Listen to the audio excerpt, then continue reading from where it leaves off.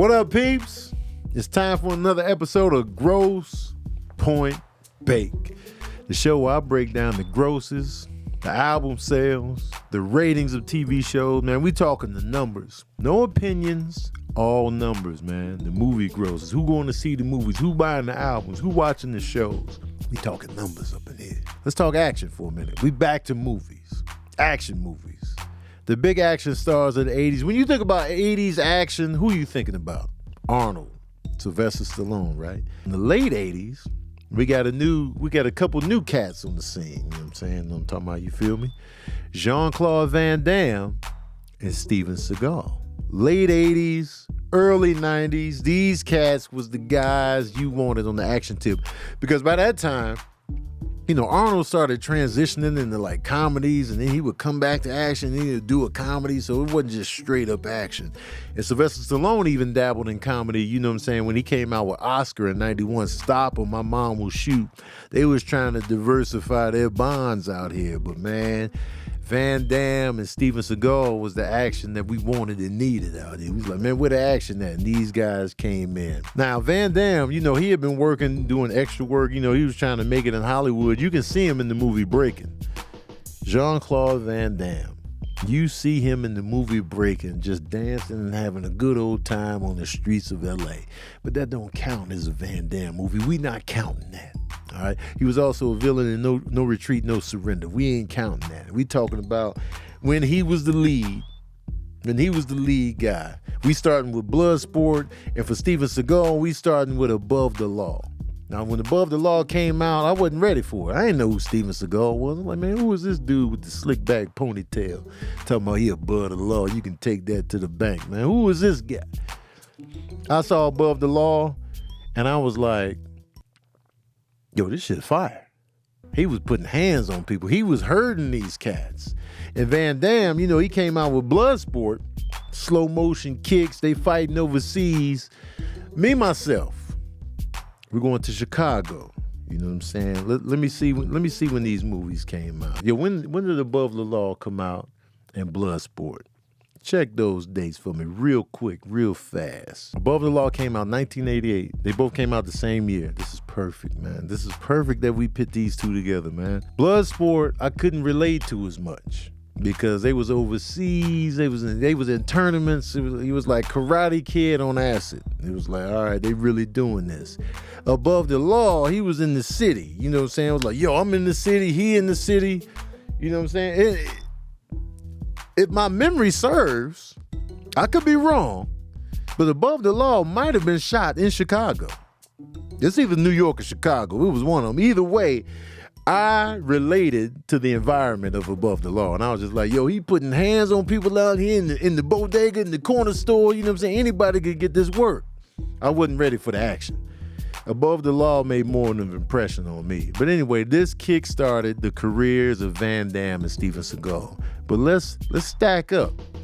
Let's see who put more butts in the seats. No matter who your favorite is, let's see who put more butts in the seats. I personally feel like the black community embraced Jean-Claude Van Damme a little bit more than Steven Seagal.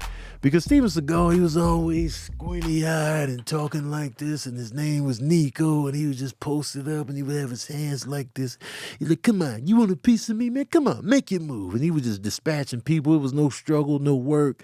Van Damme had the theatrics, the dramatics, the splits. He was doing the slow-mo. And everybody always wanted to kick. Everybody just wanted to have some dope kicks. I'm not talking about shoes. You just wanted to have a fire kick. More so than the hands. Steven Seagal really wasn't known for the kicks. So when you were a kid, you like the kick. The Karate Kid was a hit movie because of the kick. You look at the poster, he's standing in the crane pose ready to kick. Bruce Lee got the kicks. So Van Damme, you like, yo, I want to kick like Van Damme. Sabrina still be out here kicking. Look how high I can kick. She's kicked McGee. So I feel like the black community really embraced them kicks. And it was like, yo, man, Van Damme is the guy. And Jean-Claude Van Damme is a better name. It's just a better name. Steven Seagal could do your taxes. Steven Seagal could be an attorney. He could be a paramedic. He could be a teacher. Yeah, Mr. Seagal's class is boring. But Jean-Claude Van Damme? And I remember when I first saw the poster for Bloodsport, I thought it was two different people. I thought it was Jean-Claude and Van Damme. I was a kid. I was an idiot, man. Don't judge me out here. I just thought it was two different people. I never seen a name that long for an actor. I was just like, who is Jean-Claude and Van Damme? Who are these guys? I didn't know Damme was just Damme. Man, y'all think y'all better than me. How'd you pronounce it when you first saw it? That's what I want to know. How was you pronouncing it when you first read it with your little eyeballs? Was you 11?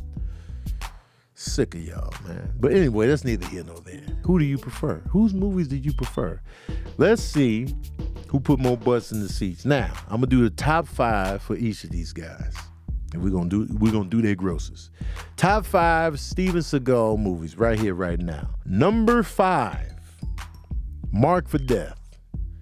$43.2 million domestically at the box office. I remember Marked for Death. It came out in the same year as another movie on this list, and Steven Seagal was on the road. Now, mind you, this is 43.2 million back in the day money, man. You adjust that for inflation, that's $93.9 million at the box office. That's a hit. He was fighting the Jamaican dudes. He was out here in the streets. Number 4, Hard to Kill. $47.3 million at the box office, $102.9 million inflated. Smash hit. This was his second movie. This was his follow-up to Above the Law. And then he came out with Hard to Kill, which was a box office smash, as you can see, and he followed that up with Marked for Death. So Steven Seagal was on the roll with his first 3 films. And Above the Law was his debut, mind you. His debut. Number 3, Under Siege 2. Made $50 million at the box office, $105.4 million adjusted for inflation. Under Siege 2 came out in the summer of '95. It didn't do as well as its predecessor, but it was a sequel, you know what I'm saying? The budget was huge. That's what messes it up. The budget was like $60 million, and it only made $50 million domestically. It ended up making $104.3 million worldwide, but they were like, man, you didn't do as good as the first one, man. We just expected more. Mind you, keep this in mind, y'all. Most sequels don't do as well as the first. Historically, traditionally, studios just be like, all right, we got a built-in audience. Let's just make a sequel. It probably won't do as good as the first, but we know we can make some money out of it. Now, if you get a sequel that makes more than the first one, then you really cooking with grease. But a lot of times, they consider it a success if they get to a certain level, depending on the budget, though. Depending on the budget. It doesn't always have to beat out the first one for them to consider it a success, but Under Siege 2 was considered a failure just because it only made $50 million, couldn't even pass the budget. Number 2, Exit Wounds. $51.7 million at the box office, 83.8 if you inflate for the day. This was Steven Seagal's little comeback movie. It also stars DMX. I think it did well on the strength of DMX, to be honest with you. It was like, oh shit, Steven Seagal, DMX, we pulling up. Because his movies weren't hitting the same by the time Exit Wounds came out. So he kind of needed that little street edge. And if you get the Black Dollar in there, man, we gonna pull up. And DMX was the guy. You know what I'm saying? We buying his albums. We saw him in Romeo Must Die, man. Cue up the Exit Wounds, goddammit. And number 1, Under Siege, $83.5 million at the box office, $184.6 if you adjust it for inflation. Under Siege is his magnum opus. Under Siege is his movie where it was just like, yo, Steven Seagal is out here. When your little action movie makes $83.5 million at the box office, you serious business. His salary skyrockets. It's an undeniable hit. No, they probably expected usual Steven numbers with 40s and the 50s. $83.5 million in 92. That's good money. That's good money. 184.6 inflated. Those are his top 5. His debut film, Above the Law, made $18.8 million. That's 42.1 if you adjust for inflation. So he came out the gate with a hit. That's his top 5. His total domestic box office gross, $424.6 million out of 11 films that he has officially starred in where he was the lead. I'm not counting Machete and any of the other stuff where he had a small role. So he has an average, non-inflated, of $38.6 million per film. That's what Steven Seagal is doing out here. Now let's cue up the Van Damme top 5. You know what I'm saying? Number 5, Double Impact. The movie where he's playing twin brothers.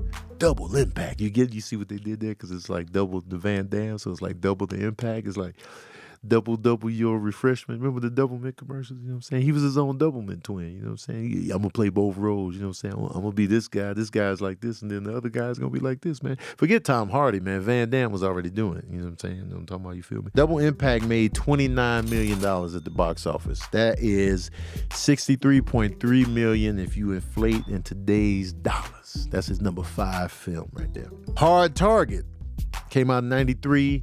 Directed by John Woo. This was John Woo's first American film that he directed. You know John Woo from the classics, Face Off, Broken Arrow. I don't know if Broken Arrow is a classic, but you know Face Off is a ridiculous classic. He also directed Mission Impossible 2 and the classics Hard Boiled and The Killer. Man, come on, man. John Woo is an action legend. He directed Van Damme in this. It made $31.6 million at the box office. That's $70 million today. That's a hit for your ass right there. I remember that movie. It was set in New Orleans, man. A lot of slow motion. John Woo loves slow motion, so slow motion and Van Damme with the John Woo in there, you getting slow motion, you getting doves, and you getting the double pistol face off. That's a staple of John Woo movies. Number 3, Street Fighter. $33.4 million. The movie based on the video game that should have been a smash movie. I'm gonna throw my opinion in here real quick. The movie sucked. Sucked balls, trash, big balls, hot garbage, trash. No disrespect to Raul Julia. This is one of his final roles. He was a good time in this joint, but the movie was trash. It was all over the place. They fumbled the ball. And Van Damme shouldn't have been playing Guile. He shouldn't have been playing Guile, man. Make him shave his head, put an eye patch on him, make him Sagat. Street Fighter. It did $33.4 million at the box office, 73.4 if you inflate for the day. Number 2, Universal Soldier, $36.2 million at the box office. That's $80.2 million in today's money. Starred Van Damme and Dolph Lundgren as these dead soldiers that they reanimated. As they were kind of like robots, but they were dead, but they brought them back to life just so they could be soldiers. So they really dead, but they're alive, but they dead, so they could be shot and take the bullets, but they dead, but they alive, but they feeling it, but they got the memory, but they dead though, but they alive. And so some of them's following the rules, some of them's like, nah, I ain't following the rules. I'm this, but you dead, but I still remember. It was a crazy story. It did $36.2 million at the box office. It came out in the summer of 92, I believe. And number 1. The number 1 Van Damme starring picture, you know, we taking off his voiceover work for, you know, Kung Fu Panda and all of that lead. Time Cop, $44.8 million at the box office, $100.8 million if you inflate for the day. Time Cop is Van Damme's highest grossing picture where he is the official lead. It's a story about a time traveling cop. It's all in the name, you know what I'm saying? He travels back in time to fix some shit. And you know when you time travel, man, all hell breaks loose every time. I remember this dope shot. When you time travel, you just appear anywhere. And I remember he was walking down the highway and he just appeared right there and there was a truck coming behind him and he ducked just in time.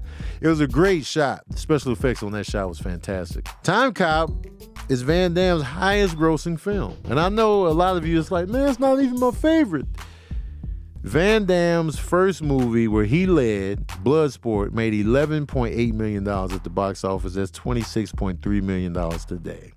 If you take all of his lead films, the domestic total is $359.1 million out of 17 films. So he has an average of $21.1 million at the box office for a lead. So, as you can see, Steven Seagal was putting more butts in the seats. I know.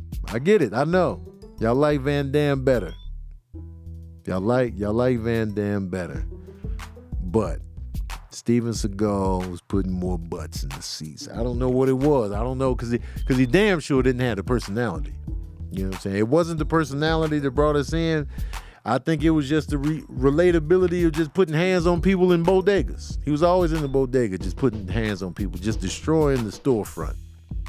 You know what I'm saying? The kitchen, the storefront, they never stood a chance when Steven Seagal is on the scene. You got a windshield, he's gonna throw somebody through the goddamn windshield. He's gonna mess up your whole racks of batteries and soups and ketchups and tuna cans.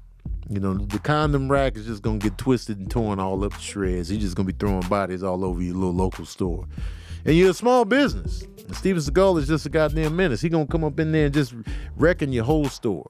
But he's putting more butts in the seats. So, and I know it hurts. Van Damme is your guy.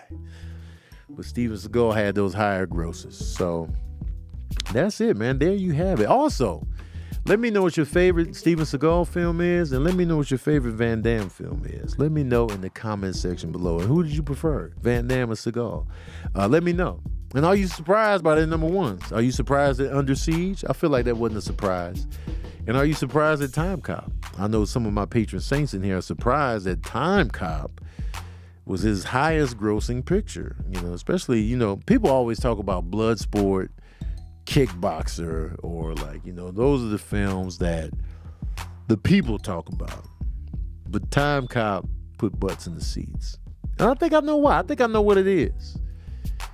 When it's not as international, when you're not overseas in Thailand kicking trees or just in some sweaty country just kicking, I feel like the American audiences will rather come out for like a, you know, it's set in the city or there's a cop involved.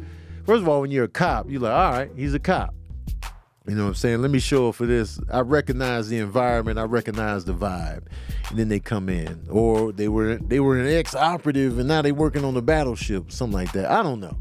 I don't know why the Steven movies made more money, because it wasn't his personality. I'll tell you that. Anyway, man, thanks for tuning in to Gross Pointe Bake. If you have any other ideas of episodes you want me to do in the future, let me know in the comment section below. Movie grosses, album sales, you know what I'm saying? TV viewership. Let's talk about it, man. Thanks for tuning in, man. We out.